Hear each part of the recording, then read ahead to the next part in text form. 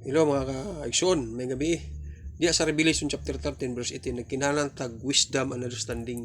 Kinahanglan ta pagsabot, kaalam mo kahibalo sa pag interpret ana nga giingon ni Juan nga wisdom and understanding.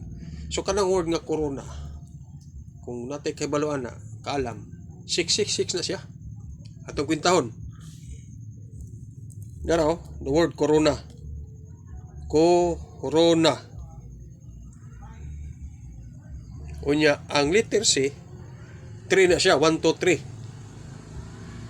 3. 3 na siya.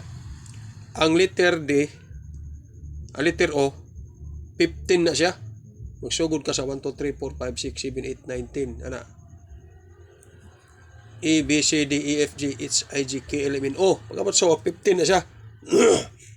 Pagkabot sa R, bilang ka, A, B, C, D, kutob sa R, 18 na siya. O. Ang O, 15.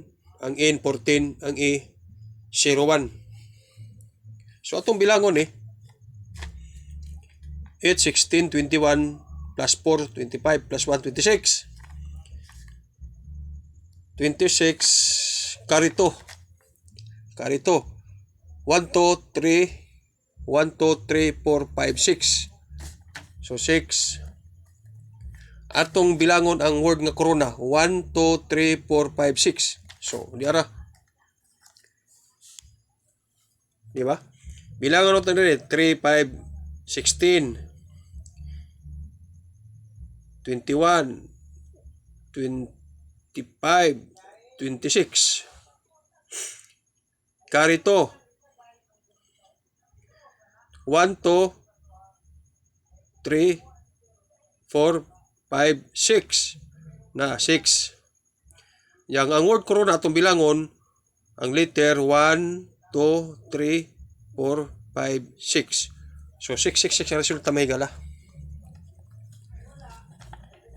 Basahon mo ang Revelation 13 verse 18. Wisdom, understanding ang kinahanglan. So, mo ni siyang numero sa mananap. Mo ni 666 kining corona. So, di lang magpalata. Kaya kung doon naging magpalata nga 666 tatakan sa ulog, sa kamot, doon ay magpatatak. Kaya klaro namang 666. So, kinahanglan kahibalo o pagpanabot. So, di ba? Kung imo sumadahon, mo naging silang kaubana. So, muna mga igsoon, ang corona, ilang gidirect sa COVID-19 para dili makaihap ang mga tao sa pag-compute sa word nga corona. Di ba? So, marokoy kaning yawa mahigala. Naraw. 666. Oh. So, God bless mga higala, mga igsoon. Mayong hapon sa gabi, may hapon sa tanan, may gabi sa tanan. Bye-bye, God bless you. Shalom.